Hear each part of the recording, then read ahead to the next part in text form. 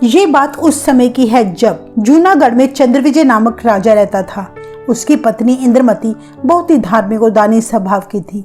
वह घर आए सभी संतों महापुरुषों का बड़ा आदर सत्कार किया करती। उसने अपना गुरु भी धारण किया हुआ था। एक दिन उसके गुरु ने रानी से कहा, अगर तुम स्वर्ग की प्राप्ति करना चाहती हो तब तुम्हें कुछ काम करने होंगे। सबसे पहले तुम्हें साधु संतों की सेवा करनी होगी। द्वार पर आए संतों को खुद अपने हाथ से भोजन पकाकर खिलाना होगा। तीनों देवता ब्रह्मा विष्णु महेश की पूजा प्रतिदिन करनी होगी। एकादशी का व्रत रखना होगा। तीर्थों पर जाकर दान पुण्य करना होगा। और अगर तुम संतों का सत्कार करोगी, अपने हाथों से भोजन पकाकर उन्हें खिलाओगी, तो तुम अगले जन्म में फिर से रानी बनोगी। तब गुरु ने रानी से कहा, ऐसा करने पर तुम्हें मृत्यु के बाद स्वर्ग की प्राप्ति होगी। अपने गुरु के मुख से ऐसी बातें सुनकर तब रानी बड़ी खुश हुई और उसने गुरु के कहे अनुसार कठिन साधना करने की प्रतिज्ञा ले ली। एक दिन रानी ने खुद से एक प्रण लिया कि मैं हर रोज एक संत को भोजन अवश्य खिलाया करूंगी और उनको खिलाने के बाद ही मैं भोजन ग्रहण किया करूंगी। कहते हैं रानी इंद्रमती प्रतिदिन साधु संत को बड़े प्रेम व श्रद्धा भाव से भोजन खिलाया करती, उसके पश्चात खुद खाती। ऐसा नियम कई वर्षों तक लगातार चलता रहा। एक बार की बात है, रानी इंद्रमती के घर 3 दिनों तक कोई साधु संत न आया। रानी बड़ी बेचैन हो गई। भूख से उसकी हालत खराब हो गई क्योंकि 3 दिनों से रानी ने कुछ भी नहीं खाया था। उसने अपने सिपाहियों को शहर में साधु को ढूंढने भेजा। जब सिपाही शहर पहुंचे तो उन्होंने क्या देखा, एक भी साधु अपनी कुटिया में नहीं है। पूछने पर उन्हें पता चला कि इस पर बहुत भारी कुंभ मेला लगा है। सभी साधु संत हरिद्वार स्नान करने गए हैं। जब ये बात रानी को पता चली तो वो बुरी तरह घबरा गई और अपनी दासी से बोली, अगर आज कोई संत हमारे महल नहीं आया तो मेरा मरना निश्चित है। दासी ने रानी से कहा, आप 3 दिन से भूखी हैं, कोई साधु संत भी नहीं मिल पा रहा, सो कृपा करके थोड़ा सा भोजन तो खा ले। रानी बोली, चाहे मेरे प्राण ही क्यों ना निकल जाएं, पर मैं संतों को खिलाए बिना नहीं खा सकती। अभी वो बात ही कर रहे थे कि तभी एक दासी ने महल के ऊपर अटारी पर चढ़कर क्या देखा कि सामने से सफेद कपड़े पहने एक साधु संत चले आ रहे हैं। दासी दौड़कर नीचे आई और रानी से बोली, एक व्यक्ति हैं जो साधु के वेश में हमारे महल के पास से गुजर रहे हैं। रानी बड़ी खुश हुई, बोली, देर ना करो, जाओ उन्हें बड़े सम्मान सहित महल में लेकर आओ।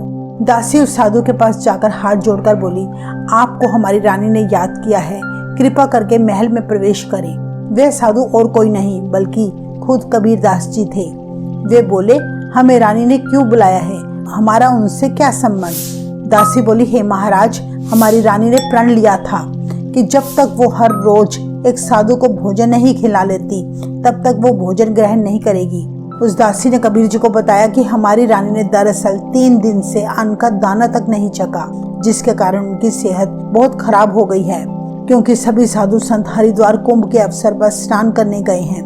रानी को 3 दिनों से कोई साधु संत नहीं मिला जिन्हें वे भोजन खिला पाती।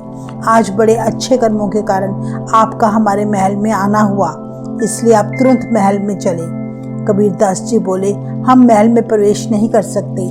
अगर रानी को जरूरत है तो वो खुद बाहर आई, क्योंकि मेरे महल में प्रवेश करने पर अगर राजा को आपत्ति हुई तो संतों का निरादर करने पर बहुत कष्ट सहना पड़ेगा। तब दासी ने रानी को जाकर सारी बात बताई, जिसे सुनकर रानी दासी का सहारा लेकर संत जी के पास आ पहुंची और उन्हें दंडवत प्रणाम करते हुए प्रार्थना की, हे महाराज, कृपा करके आप अपने चरण महल में डालें। कहते हैं कबीर जी रानी के साथ महल में गए और रानी ने खुद अपने हाथों से भोजन तैयार किया, कबीर जी को खिलाया और खुद भी खाया। खाना खाने के पश्चात कबीर जी ने रानी से पूछा, जो ये तुम इतनी कठिन साधना कर रही हो, इसे करने के लिए तुम्हें किसने कहा है। रानी बोली, मेरे गुरुदेव ने मुझे ऐसा करने को कहा था। कबीर जी ने पूछा, क्या करने को कहा था तुम्हारे गुरुदेव ने। रानी इंद्रमती बोली, उन्होंने मुझे ब्रह्मा विष्णु महेश की पूजा करना, एकादशी का व्रत रखना, तीर्थों पर जाना, देवी पूजा करना, श्राद्ध करना, मंदिर में जाना और साधु संतों की सेवा करने को कहा था।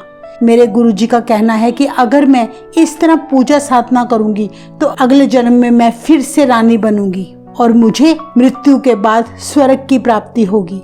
इतना सुनकर कबीर जी बोले, बेटी, जो कठिन साधना तुम्हारे गुरुजी ने तुम्हें कही है उससे तुम्हें जन्म मरण, स्वर्ग नरक और 84 लाख योनियों से मुक्ति नहीं मिल सकती। इन साधनाओं को करने से तुम्हारे जो पुण्य कर्म होंगे उनके हिसाब से तुम्हें स्वर्ग की प्राप्ति होगी, पर जब वो पुण्य कर्म खत्म हो जाएंगे तब तुम्हें फिर से पृथ्वी लोक पर आना होगा और फिर 84 लाख योनियां प्राप्त होंगी तुम्हें। ये इस लोक का नियम है। 84 लाख योनियों में कुत्ते, गधे, सुअर, कीड़े मकोड़े और अन्य जीवों का जन्म लेकर तुम्हें भयंकर दुख सहने पड़ेंगे बेटी। तुम्हारे गुरु द्वारा बताए गए इन कर्म कांडों से तुम्हें कभी मुक्ति नहीं मिल सकती। ये सब सुनकर रानी बोली, हे महाराज, जितने भी संत हुए हैं वे अपनी प्रभुता आप ही बनाने आते हैं। मेरे गुरुदेव के बारे में आप कुछ ना कहें महाराज, चाहे मैं मुक्त हूँ या ना हूँ। कबीर जी बोले, पुत्री, जो करना है करो, मैं किसी की निंदा नहीं करता। मैंने तो सच्चा भक्ति मार्ग बताया है तुम्हें। जो भक्ति तुम कर रही हो इससे तुम्हारा भव सागर से पार उतारा नहीं होगा। कुछ सोचकर रानी बोली, संत जी, मैंने सुना है गुरु कभी नहीं बदलना चाहिए, इससे पाप लगता है। कबीर जी ने रानी को कहा, पुत्री, ये भी तुम्हारा भ्रम है। अगर कोई मरीज हो, उसे कोई रोग हो, हकीम से दवाई लेकर उसका रोग ठीक ना हो तो उसे दवाई लेने दूसरे हकीम के पास जाना ही पड़ता है। ठीक उसी तरह तुम्हारे ये गुरु तुम्हें भव सागर से पार नहीं कर सकते। वीडियो में आगे बढ़ने से पहले हम एक बात आपसे शेयर करना चाहते हैं। आप सबके प्यार से इंस्पायर होकर हमने एक छोटी सी शुरुआत की है स्पिरिचुअल वॉल आर्ट की। इन वॉल आर्ट्स में गुरु साहिब जी के पवित्र शब्द और सुंदर डिजाइन्स के साथ आप अपने घर में एक डिवाइन फील ला सकते हैं। अगर आप अपने घर, ऑफिस, स्टडी रूम के लिए या किसी को गिफ्ट करना चाहते हैं तो ये वॉल आर्ट एक बहुत ही सुंदर ऑप्शन है। इन डिजाइन्स का प्राइस हमने स्क्रीन पर मेंशन कर दिया है। All over India free shipping होगी। आप ऑर्डर करने के लिए स्क्रीन पर दिए गए व्हाट्सएप नंबर पर हमें मैसेज करें। सारे ऑर्डर्स प्रीपेड होंगे। सबसे खास बात, अगर आप इन डिजाइन्स को कस्टमाइज करवाना चाहते हैं आपके हिसाब से, वो भी हम कर देंगे। चलिए अब अपने वीडियो में आगे बढ़ते हैं। अब पुत्री, तुम मेरी बात ध्यान से सुनो। आज से तीसरे दिन तेरी मौत हो जाएगी, तब तुझे ना तो तेरा गुरु बचा पाएगा और ना ही तेरी ये झूठी साधना।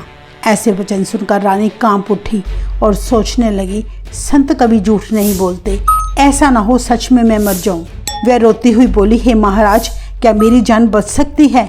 कबीर जी बोले, हाँ बेटी, बच सकती है अगर तू सच्चा उपदेश सुनेगी। झूठे कर्मकांड, झूठी साधना तुम्हें त्यागनी होगी, तभी तेरी जान बच सकती है।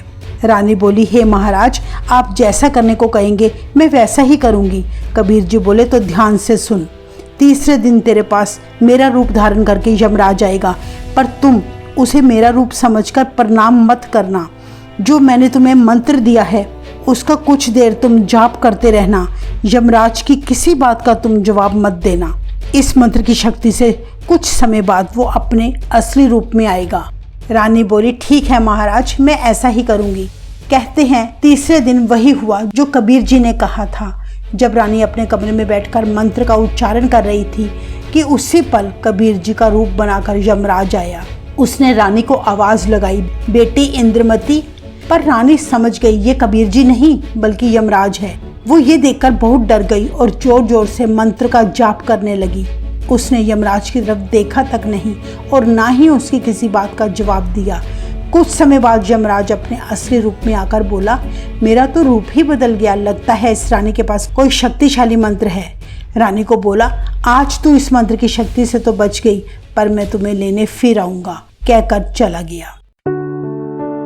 अपनी जान बचती देख रानी बड़ी खुश हुई और बोली, आज मुझे गुरुदेव ने बचा लिया, और दिल से गुरुदेव का शुक्रिया अदा किया। वह खुशी जाहिर करने अपने पति के पास गई और बोली, आज मेरी मृत्यु निश्चित थी, पर मेरे गुरुदेव ने मुझे बचा लिया, और राजा को सारी बात बताई।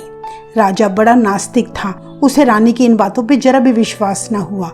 रानी से हंसता हुआ बोला, अगर यमराज आता तो क्या तुम्हें छोड़ देता? ये साधु संत वैसे ही बहका देते हैं, मैं नहीं मानता इन बेकार की बातों को। ये सुनकर रानी काफी उदास हो गई और अपने कमरे में जाकर सो गई। कहते हैं उसी रात सांप के रूप में यमराज फिर से रानी के पास आया और रानी को डस लिया। रानी जोर जोर से चिल्लाने लगी, जिससे सभी लोग इकट्ठे हुए। रानी अपने गुरुदेव का स्मरण करते करते ही बेहोश हो गई। रानी का शरीर नीला पड़ने लगा। और उसे इतनी पीड़ा में देखकर तब राजा घबरा गया। उसने कबीर जी को महल में बुलवाया। इतिहास में दर्ज है, कबीर जी ने जैसे ही मंत्र का उच्चारण किया, रानी इंद्रमती उसी पल जीवित हो गई और हाथ जोड़कर बोली, हे दाता, आपने मुझे फिर से बचा लिया। कबीर जी बोले, बेटी, अब तुम्हें यमराज कभी तंग नहीं करेगा। तुम्हारी बहुत लंबी उम्र होगी। जब तुम्हारा अंतिम समय आएगा, हम तुम्हें सतलोक लेकर जाएंगे, तब तुम्हें मोक्ष प्राप्त होगा। यहाँ एक बात ध्यान देने वाली है, रानी को मौत के मुंह से बचा लेने के बावजूद राजा चंद्रविजय को कबीर दास जी पर भरोसा न हुआ। इतिहास में दर्ज है, कबीर जी रानी की श्रद्धा और भक्ति को देखकर कई बार रानी को दर्शन देने उसके महल आया करते थे।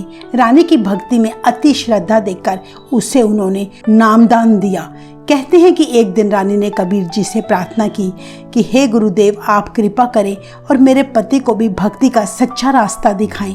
पर कबीर जी के समझाने के बावजूद राजा को कोई असर न हुआ, बल्कि राजा ने कबीर जी से कहा कि मैंने कभी भी आपकी शिष्या अर्थात अपनी रानी को भक्ति करने से नहीं रोका।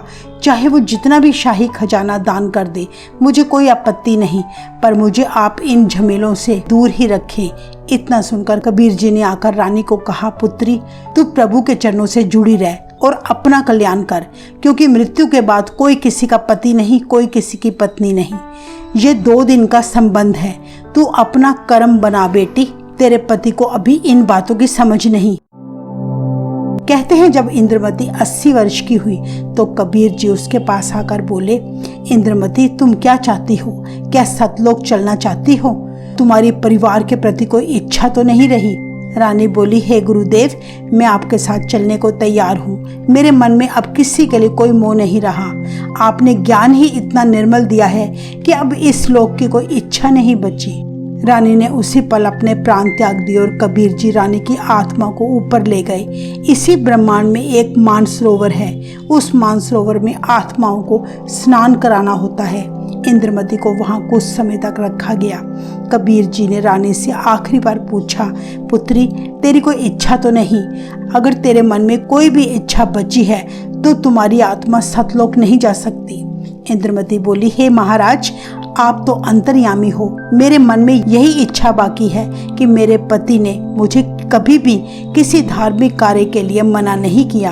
अगर वो मना कर देते तो मैं आपके चरणों से कैसे जुड़ पाती? मेरा कल्याण होना तो असंभव था। सो उनके इस शुभ कार्य में सहयोग का कुछ लाभ मिलता हो तो उन पर भी आप कृपा करना। कबीर जी ने देखा ये नादान अभी भी पति के पीछे फिर अटक गई तो कबीर जी बोले, तुम्हें 2 वर्ष का समय यहीं पर रहकर बिताना होगा जब तक तुम्हारी इच्छा पूरी नहीं होगी।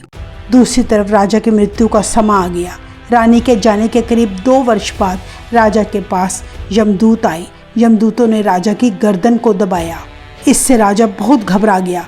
कबीर जी ने रानी से कहा, देख तेरे राजा की क्या हालत हो रही है। रानी बोली, कबीर जी आप देख लें, अगर उन्होंने कोई जीवन में पुण्य कर्म किया है तो उन पर दया करें। रानी के मन में अभी भी राजा के लिए मोह था। कबीर जी ने सोचा रानी फिर से काल के जाल में न कहीं फंस जाए, इसलिए वे राजा के पास गई जहां वो जमीन पर बेहोश पड़ा था। कबीर जी के आते ही यमदूत गायब हो गए। चंद्रविजय को होश आया। अपने सामने कबीर जी को खड़ा देख वह उनके चरणों पर गिरकर अपने जीवन की भीख मांगने लगा और बोला, मुझे क्षमा करें महाराज, मैंने आपकी बात पर बिल्कुल भी ध्यान नहीं दिया। आप मेरी जान बचाएं। और बार बार गिड़गिड़ाने लगा। कबीर जी बोले, राजन, आज भी वही बात है, उस दिन भी वही बात थी। तुम्हें प्रभु नाम लेना होगा, तुम्हें भक्ति करनी होगी। राजा बोला, जी मैं नाम लूँगा, अभी ले लूँगा। कबीर जी ने उन्हें नामदान दिया और वचन किया कि अब मैं तुम्हें 2 वर्ष की आयु दूंगा। यदि इसमें एक श्वास भी प्रभु नाम के बिना खाली चला गया तो फिर कर्म दंड रह जाएगा। और इस तरह शुभ कर्म में सहयोग दिया हुआ पिछला कर्म और साथ में श्रद्धा से 2 वर्ष राजा के द्वारा प्रभु सिमरन करने से कबीर जी राजा को रानी के साथ ही सतलोक ले गए। इस तरह उन दोनों को मोक्ष की प्राप्ति हुई। तो ये थी संत कबीर दास जी की एक अनमोल साखी, जिसमें कबीर जी ने राजा और रानी को भक्ति का सही रास्ता दिखाकर उन्हें जन्म मरण के चक्कर से बचा लिया। आपको ये वीडियो कैसी लगी अपने विचार कमेंट करके जरूर बताएं। वाहेगुरु जी का खालसा, वाहेगुरु जी की फतेह।